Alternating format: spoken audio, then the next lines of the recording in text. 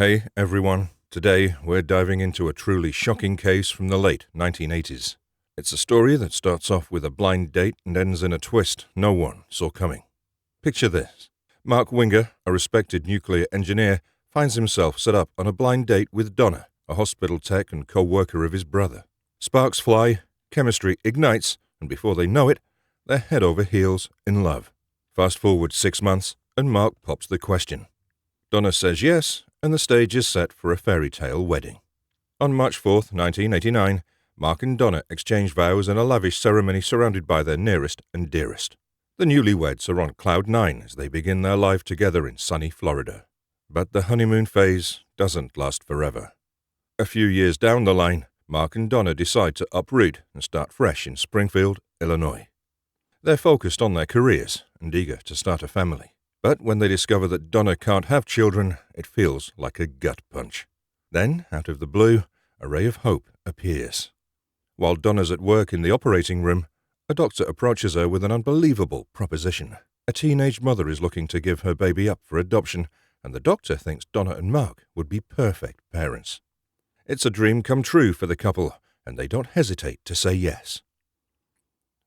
Little do they know, this decision will set off a chain of events that will rock their world to its core. Stay tuned as we unravel the mystery and uncover the shocking truth behind this seemingly perfect marriage. The decision was not made lightly, as they recognized the immense responsibility and challenges that come with adoption. However, their love for children and desire to provide a loving home for a child in need outweighed any hesitations. Donnah and Mark brought their newborn baby girl Bailey home from the hospital, and from the moment she arrived, Donnah and the baby formed a strong bond. It was evident from the beginning that Donnah's maternal instincts were in full swing, and she seemed to thrive as a mother. On the other hand, Mark was full of excitement and anticipation as he prepared for his new role as a father. Together, the Winger family appeared picture perfect, resembling an all-American family with their loving and nurturing bond. To support Donnah in her new role as a mother, her close friend Deanne Schultz regularly stopped by to offer her assistance. Deanne, whom Donnah had befriended while working at the hospital, proved to be an invaluable source of support and guidance. She would often lend a hand in caring for Bailey, allowing Donnah to take a much-needed break. In the summer of 1996, Donnah and baby Bailey embarked on a journey to Florida to visit Donna's parents. Donnah was eager to showcase her daughter and introduce her to her side of the family. To ensure a smooth journey, Donna's parents arranged to have a driver pick her up from the airport after her trip and take her back home. This arrangement was made to allow Donnah to fully focus on Bailey and not have to worry about the 2-hour drive. As they embarked on the journey home, the driver began a conversation with Donnah. In his confession, the driver revealed that he'd been hearing a voice in his head that kept saying bad things. However, more recently, he claimed that the voice was telling him to hurt people by setting up a car bomb. Donnah was alarmed by this revelation and found herself questioning the driver's sanity. Furthermore, the driver disclosed that he'd had a penchant for older women. He also revealed that he would host raunchy parties and invite Donnah to join him. These revelations further raised alarm bells for Donnah as she became increasingly concerned about the man's intentions. As the drive continued, the driver's behavior became increasingly erratic. He frequently switched lanes and accelerated at unexpected moments.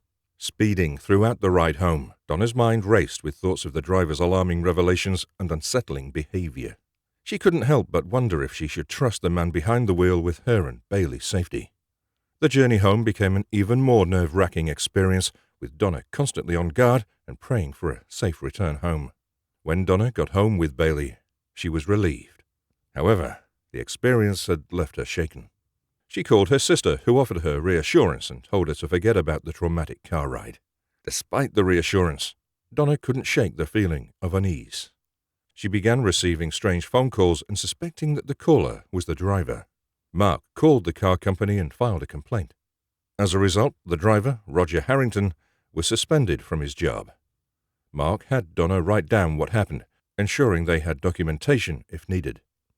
On August 29, 1996, Mark Winger placed a call to 911, frantically reporting that a man had entered his home and begun assaulting his wife, Donnah. In his distressed state, Mark exclaimed that Donnah's brains were scattered everywhere. He informed the dispatcher that he'd shot the attacker in self-defense. Within minutes, the Springfield Police Department arrived at Donnah and Mark Winger's residence. Upon entering through the front door, the officers observed two bodies lying on the floor. Although Donnah was still alive, she barely clung to life. She had been brutally struck at least 7 times in the head, causing severe injuries. Beside Donnah's body, the officers discovered another man lying motionless. Upon closer examination, they found that the man had a faint pulse and had suffered 2 gunshot wounds to the head. Further investigation revealed that the man's driver's license identified him as Roger Harrington. As Donnah and Roger Harrington were taken to the hospital by ambulance, the police arrived at the scene to investigate. Upon examining the area, they discovered a hammer covered in blood and a .45 caliber semi-automatic handgun. Furthermore, on the kitchen table, the police noticed a yellow coffee mug and a pack of cigarettes. Outside the victim's home, the police observed Roger Harrington's car parked in the opposite direction. Inside Roger's vehicle, the police discovered a note which read, "Mark Winger, 4:30 p.m. The letter included Donnah and Mark's address. A homicide detective arrived at the scene and met with Mark Winger in the master bedroom of his house. Mark was visibly upset and emotional, continuously asking who the attacker was. While the detective knew that the person responsible was Roger Harrington, he decided to withhold this information for the time being. Mark eventually calmed down enough to tell the detective what had happened. According to Mark, he was working out on his treadmill in the basement when he heard a loud commotion. Concerned, he went to investigate and saw something that seemed off. Mark peered into the master bedroom and discovered that their daughter Bailey was lying unattended on the bed. Bailey, being alone, raised his suspicions, as he knew that his wife Donnah would never leave their child unattended. Continuing his investigation, Mark heard noises coming from the direction of the kitchen. Determined to protect his family, Mark retrieved his gun from the nightstand and walked down the hallway. What he found was a terrifying sight. A strange man attacking Donnah with a hammer. The man looked up, made eye contact with Mark, and continued striking Donnah. Mark, in response, took matters into his own hands and shot the man in self-defense. Although the man fell backward after being shot, he managed to get back up. This movement caught Mark off guard, and he decided to take action once again. He fired another shot at the man. After the incident, Mark had a conversation with the detective in which he sought clarification on the identity of the man who had been beating Donnah. The detective confirmed that the man was indeed Roger Harrington. Upon hearing the detective's confirmation, Mark expressed his shock and disbelief. He exclaimed, "Oh my God, that's the man who had been harassing my wife." As the detective searched Mark and Donnah's home, he discovered a note written by Donnah describing her terrifying drive home from the airport with Roger Harrington.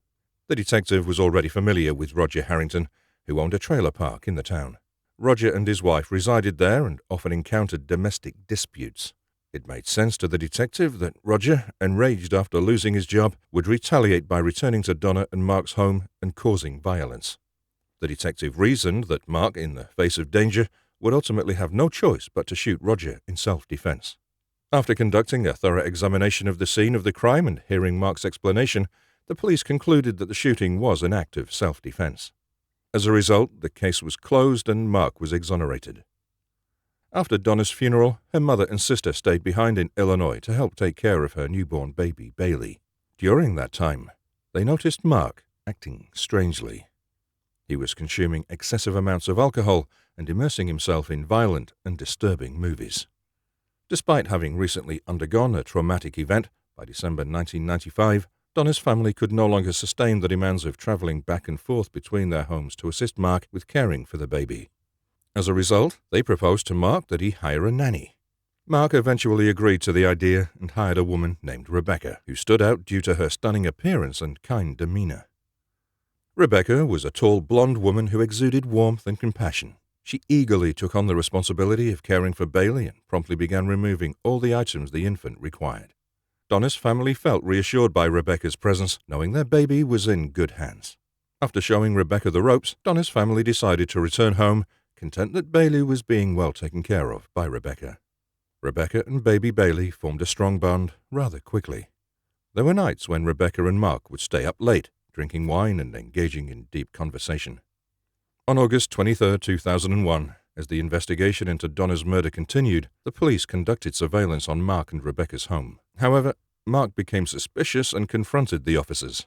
He told them to leave him and his family alone and to stop following him. Meanwhile, as the police surveilled Mark's home, a grand jury meeting was deliberating. Little did he know that his fate would soon be sealed. A short while later, the grand jury indicted Mark for the murder of Roger and Donnah. This indictment meant a formal charge against him, and a warrant was issued for his arrest. The police received word that Mark was at work and promptly made their way to the location. They called out Mark's name as they arrived, and he emerged from the building with his hands up. Mark realized that he'd been caught and surrendered to the authorities. During this entire ordeal, Rebecca stood by her husband, Mark. She believed in his innocence and was determined to support him through this difficult time. Their daughter, Bailey, witnessed the events as they unfolded. However, as time went on, Rebecca's support for her husband waned as she began to see the truth. Mark's trial began in May 2002. The state sought to prove that Roger Harrington went to the Winger home for a meeting and not to commit murder.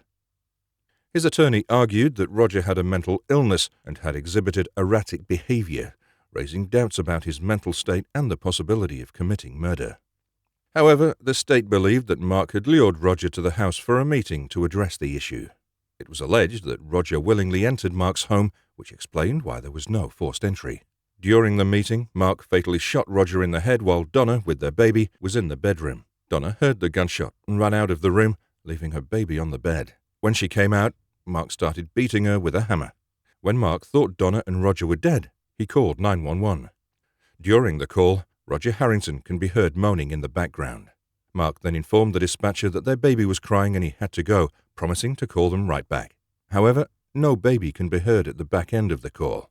The state argued that Mark needed to ensure that Roger was truly dead, leading to the second shot being fired into his head. Mark was found guilty of murder and was sentenced to life without parole. Later, Mark was charged with first-degree murder for hire, as he was alleged to have plotted to kill Deanne Schultz and a childhood friend who refused to post bail for him. Mark, however, claimed that he was merely scheming in an imaginary murder-for-hire plot, stating that it was not intended to be taken too seriously. Despite Mark's claims, he was ultimately convicted of solicitation of murder and sentenced to an additional 35 years in prison. After Mark was convicted of double murder and was sentenced to serve time in prison, Rebecca and her children were forced to distance themselves from him in order to protect herself and her children. Rebecca decided to change their surname back to her maiden name, Simich. Rebecca believed that it could be beneficial for Bailey to meet Donnah's family. She thought that they could provide her with valuable insights about Donnah. One Memorial Day weekend, Bailey made the journey to Donnah's hometown to meet the people who loved her. Bailey's encounter with Donnah's family proved to be an eye-opening experience. She was amazed to see how much they still loved and cherished her, considering her a grandchild despite her absence. While Bailey was staying with Donnah's family, it coincidentally happened to be her birthday. They decided to throw her a party to make up for all the birthdays she'd missed over the years. The meeting with Donnah's family had a profound impact on Bailey. It taught her about the power of love, the resilience of the human spirit, and the importance of family. Despite the distance that had been created through Mark's crimes, Donnah's family's love for her remained strong. Bailey's birthday celebration also showcased the warmth and generosity of Donnah's family as they made an effort to make up for the birthdays she'd missed. Subscribe for more chilling cases.